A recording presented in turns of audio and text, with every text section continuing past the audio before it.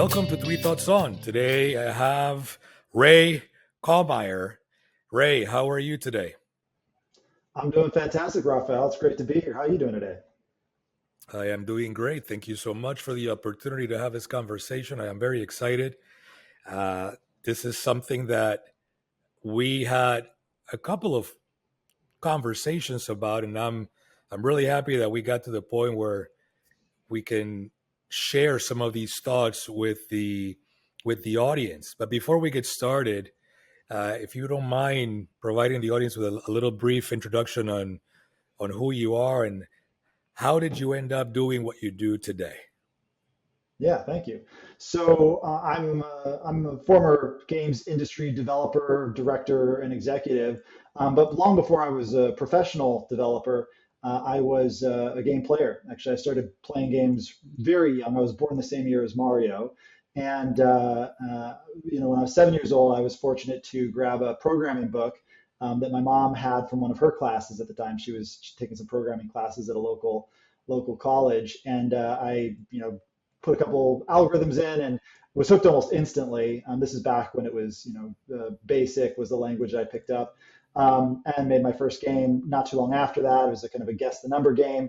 Before long, I was building 2D side scroller games, and then in high school, I kind of got into shaders and got a little bit more deep on the 3D rendering side. Then right out of high school, the first job I got outside of flipping pizzas, which is probably one of the most satisfying jobs I've ever had, to be honest, was actually testing video games for Sony. All sorts of games, sports games like World Tour Soccer, shooter games like Killzone was one of the ones I worked on. And that kind of sparked my interest in taking that career further. What I loved about it initially was how many different pursuits the games industry weaved together in order to create a compelling piece of media. So you have the engineers like I was, very systematic, analytical thinking. You have the designers, big vision, kind of cool ideas fitting together. You have the artists, attention to detail, beauty, geometry. Then you have the producers, folks that kind of get it all done. You have the musicians, you have the narrative writers. It's like all the things that a big budget Hollywood production requires and all the things that a software development lifecycle requires, kind of coming together in this unique emergent thing that was new for humanity. I mean, video games didn't really exist as an industry before the 80s. There were small little teams here and there, but all of a sudden within my lifetime, it had turned into this thing that was culturally relevant and also felt like there was something new to it, something that was more than just novelty. I would actually now looking back on it, say that what was true then was that we were at the tip of iceberg of a new kind of storytelling, one that was, both cinematic but interactive at the same time. Like the choices you make in a video game steer the story, steer the outcome, and because of that, they draw you in. They're more engaging, and that was really appealing to me. So I spent, probably about 15 years working my way up in the games industry. Starting from a tester, then being an engineer, then doing some design, and then doing direction, and then actually running studios, and then even doing mergers and acquisitions for companies like Ubisoft, which a lot of folks have heard of, and NCSoft, which if you're international, a lot of folks have heard of. And it was around 2016 when I was, really, moved fast in my career, doing very well for myself, but at the same time starting to feel a little bit hollow in my day-to-day work. The things that really drew me to games early on, right out of high school, were no longer compelling me to kind of keep putting in the hours and the hard work required to be successful. Like, Killzone is a great game that I made when I was, 22, 23. When I was 33, did not feel as interested in making another shooter game. Not to say that people who are expressing that kind of gameplay, there's nothing wrong with that, but I personally just didn't feel as connected, and I felt like I wanted to do something more with a positive impact with my time. There's only so many hours in the day, so many days in the week, and I felt like I wanted to find a way to take my skill set, 3D development, management, production, and turn it into something that yielded a greater social good. So that kind of fast forward to 2016 when a friend of mine, actually, him and I were former colleagues. He was in the lab at Cardinal Health. One of my internships when I was getting my degree was at this medical tech company. And we were working with infusion pumps and experimenting with the future of communication. and medical technology before it was cool. And he was a brilliant guy. And anyway, years later, he reached out and said, Ray, I've got early access to this new thing. It's called the HoloLens, and it's this brand new device from Microsoft. It's an augmented reality headset, and this is right when the original VR hype wave for the DK1 was coming around, 2015, 2016. He said, Ray, do you want one of these devices? We're only going to ship 20 of them around to developers around the world. Do you want one? And I said, Charles, what the heck are you doing? You don't need to ask. Just send me the device. Of course, I want to play with holograms. This is exactly what I want to do at my time. What's the question? So he did, and I got it a couple days later, put it on, and it was just like a lightning bolt hit me from the sky. I will never forget how immediate the transformation was in my perspective of what I was here to do. That there was so much potential for technology and our relationship with it to change dramatically for the better, and for the worse. I think there's a lot of power with the technology, but as soon as we start putting our digital worlds into the physical one, actually anchoring interactive digital content in the world around us, some really incredible avenues for human expression, human creativity, human connection, human collaboration were open. And at the same time, I mean, back in 2016, the tools were atrocious. And that's not to say that the people that were working on it were not brilliant. They were, but it was just very early on. So we're talking, like 1970s level of computer support, not 2010s level of computer support. So there's just a lot of stuff that didn't exist yet. Like getting a file on a device was incredibly painful. And so there's a real need, I think, a real gap in the market to start approaching what does it look like to build infrastructure, build tools for this new ecosystem, and that was immediately appealing to me. So, within 2 weeks, I had left my job at NCSoft, which was a hard leave. I left a lot of really great people. Unfortunately, they're still all doing really great things. But I dove in face first, really, into this new spatial computing ecosystem, and I guess the rest is starting to become history. But that's really how I got to where we are today. Well, thank you for that intro. I wanted to kind of connect with the audience because this particular topic is probably quite different than anything that I've done in the podcast so far. And just to bring context to the audience, a couple of points before we dive into the thoughts, the three thoughts that we've discussed for this podcast. Number one, technology is as wonderful as what we choose to do with it. A knife is a piece of technology, right? And we can use a knife to cut our food or to hurt someone, right? And gaming as it exists today, people don't realize, but the gaming industry, it's is bigger than TV, radio, and movies all combined globally right now. So Yeah. it has taken over. And like you said, it involves so many different areas, so many different types of skills and talents. It used to be that when we talked about gaming, it was just a bunch of developers. I'm a little bit older, so I remember the 70s Pong, right? There's a couple of developers, doing some cool things at a time. But like you said, today you have musicians, you have designers, you have artists, you have the developers, you have the designers. There's this ecosystem to create a world that began with virtual reality and now is with augmented reality, VR versus AR. But I want to make sure that people understand why am I doing this podcast with you, and it's because there's obvious value from an entertainment point of view. But you and I agree that there's far more value beyond entertainment. And I think that this is the type of conversations that I want to start having, in open forums, and how to use this technology to really do more than just entertain, right? So just wanted to give that preface to the audience because I know you and I have talked about this, and that kind of leads to the three thoughts that we've agreed to share with the audience today. So I'll let you go with the first thought on augmented reality. What is your first thought on augmented reality, Ray?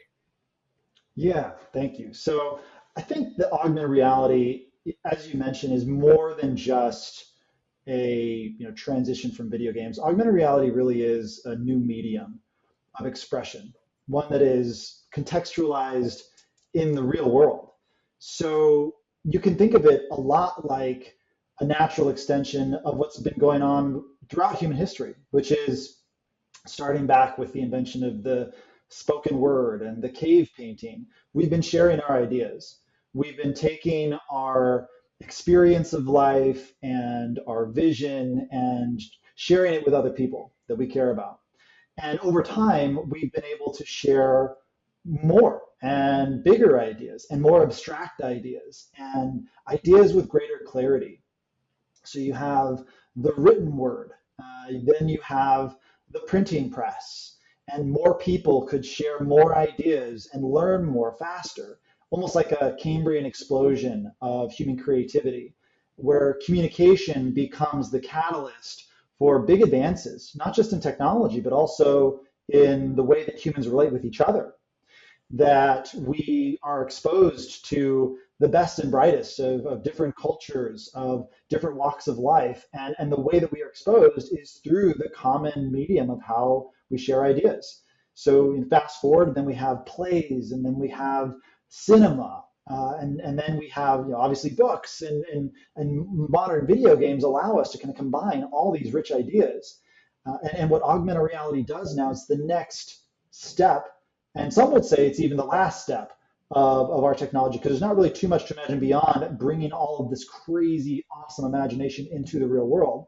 But what augmented reality does is it takes our imaginations and it allows us to contextualize them in the real world, in a space where we can put them right next to your couch or a tree or whatever context matters for that idea. And that has some profound implications on the kind of experience of the medium. So you're like your own cinematic director of your experience of this medium. Whereas a movie, there was a cinematic director. They told you what to look at that time by recording in that specific box, and they can edit it and they can make it perfect.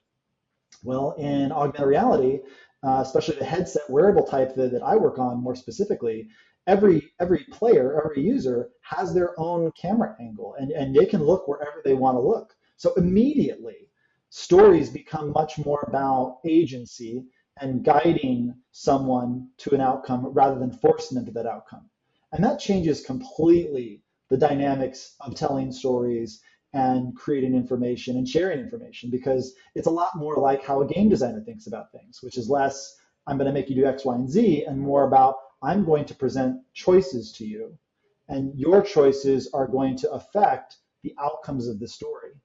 So it's a very interesting evolution or even revolution of the way we tell stories. So let me add something to this, and for the benefit of the audience, just to make sure that I keep them engaged. And please keep me honest if I miss something. But just wanted to kind of provide a little context on the difference between virtual reality and augmented reality. So in virtual reality, I think more people are familiar with VR than with AR, right? In VR, you have a headset that completely isolates you from the real world, and you're 100% immersed into the digital world, right? The Oculus, I think, is one of the popular products that are out there in the market.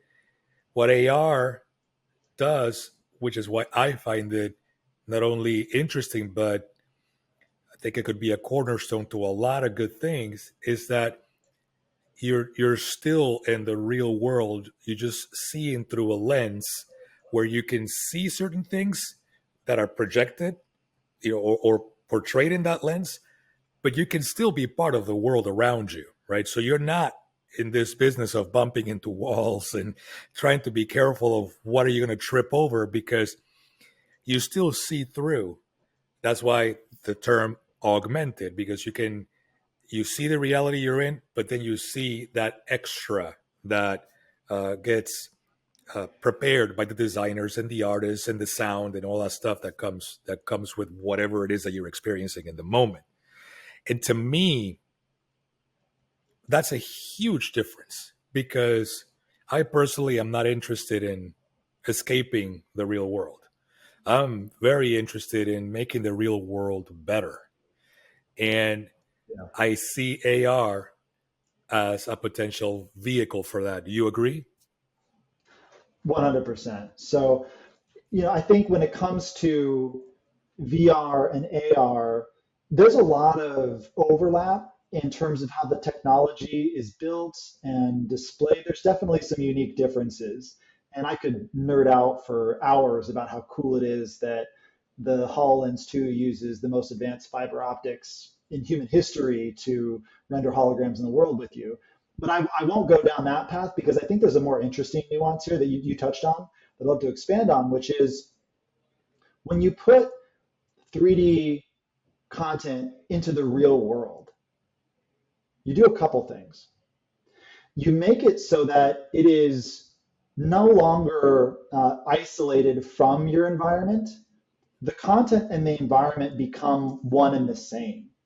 And all of a sudden, the space that you experience the media is just as important as the media itself. It is a holistic integration of digital content in the real world. And that's a huge contrast from the majority of screen-based content or VR-based content we have today, where I don't think anyone is suggesting that even though we do get digital fatigue with smartphones, that we just go into a desert and pretend the technology doesn't exist anymore.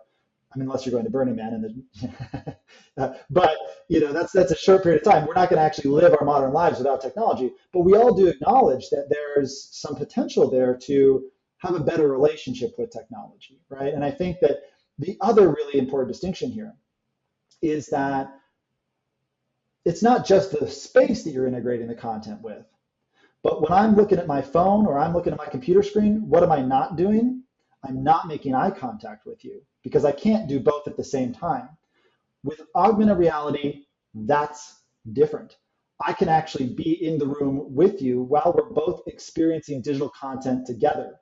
Even more so than if we were sitting in the same room watching a movie together, where we're both looking at a screen and maybe sometimes looking back at each other. When you put augmented reality in a room with 2, 3, 20 people, those people don't have to choose media or people. It is now a confluence. It is now the digital content composed with the people, and the people then become part of the experience too. So fundamentally, that's like kind of a segue into, I think, the second thought, if you're okay with us diving into that, which is that augmented reality is fundamentally a social technology. That augmented reality is fundamentally a social technology. And that itself has new profound implications on the kind of experiences, the kind of use cases that work with augmented reality that don't work with virtual reality, and then that certainly seems sorely lacking in our previous generation of mobile technology or computer-based screens. Well, that's interesting. So, a couple of things there.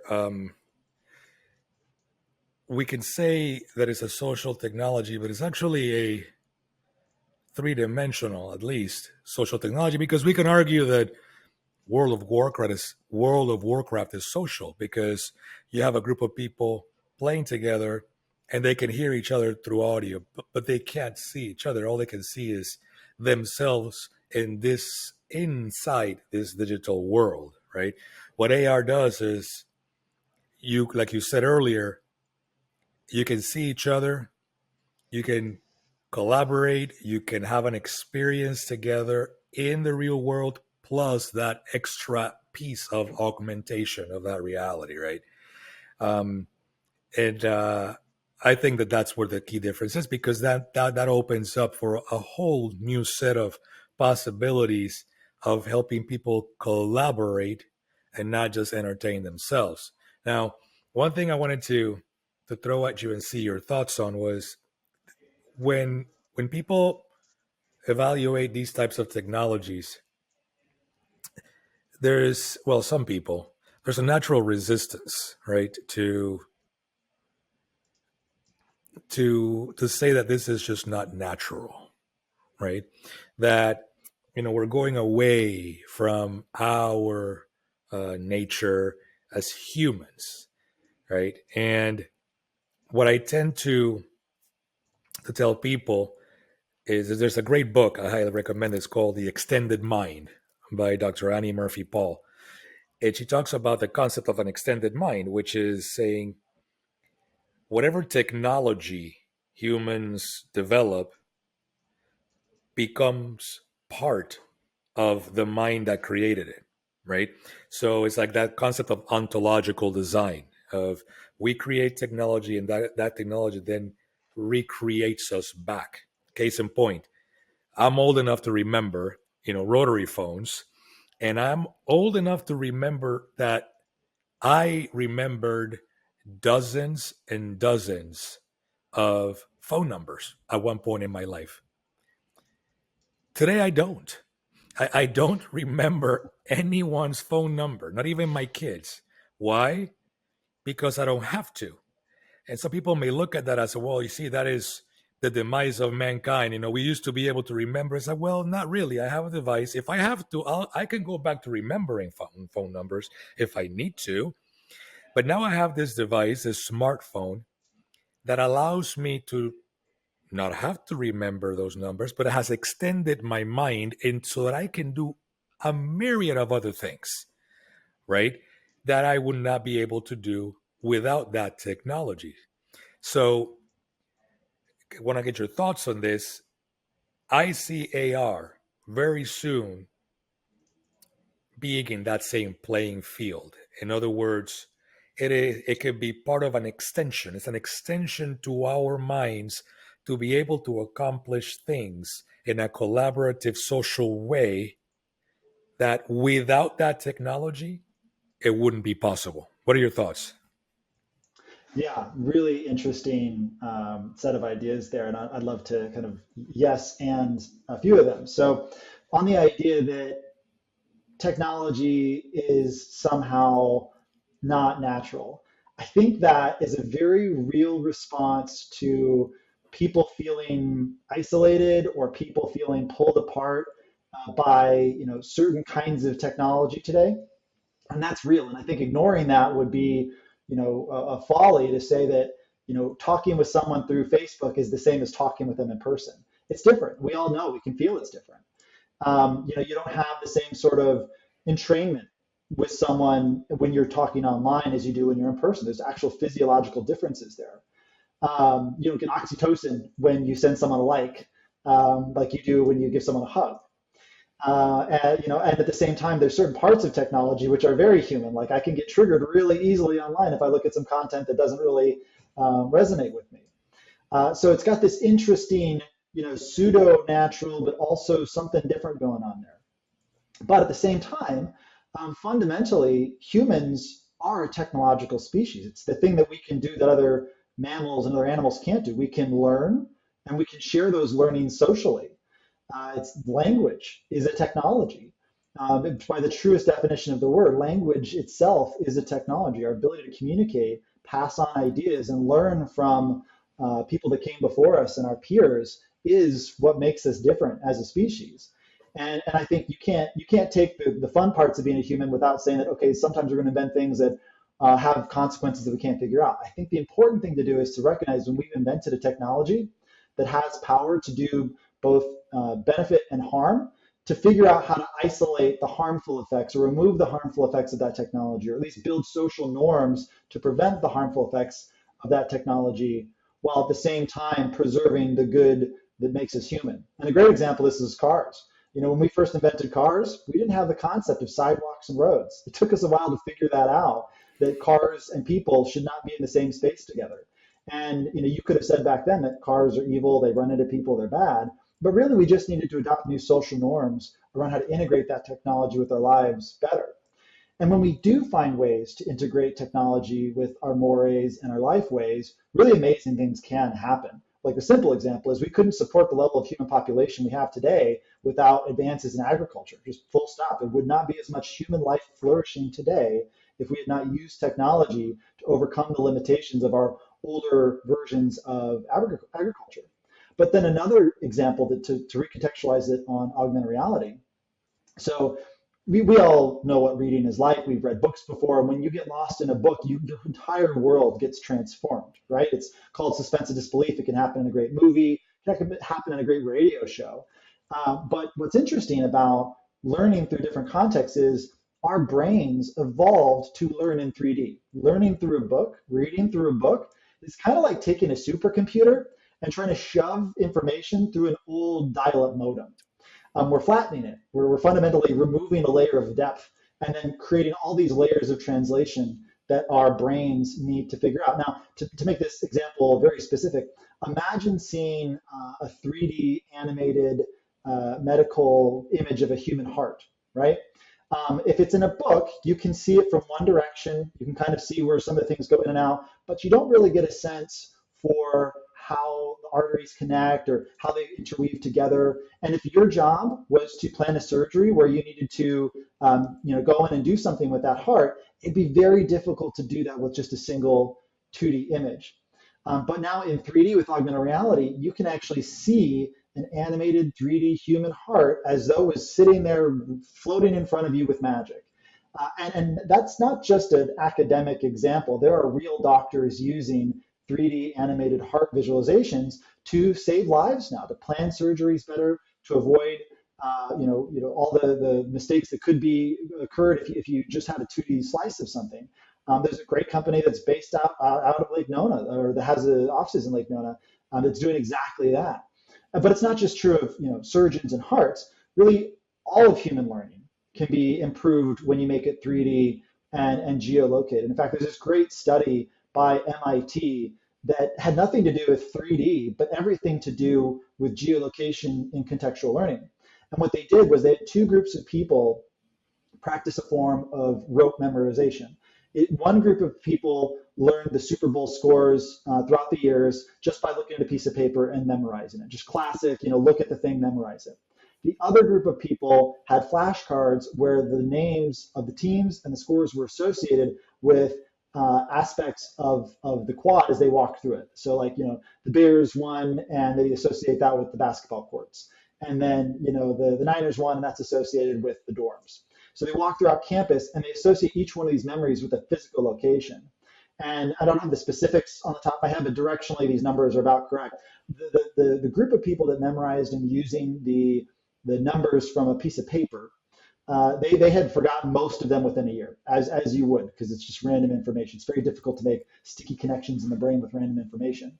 But the folks that learned it from walking around the campus, they developed deep connections and could remember it 30 years later. Like 80% of the people or something like that could remember those scores because they had a context. Our brains are evolved to uptake and store information with 3D context, be it the image itself being in 3D or the space of the context where it's located. So, technology itself can make us more human when we can bring our interface with information into the real world.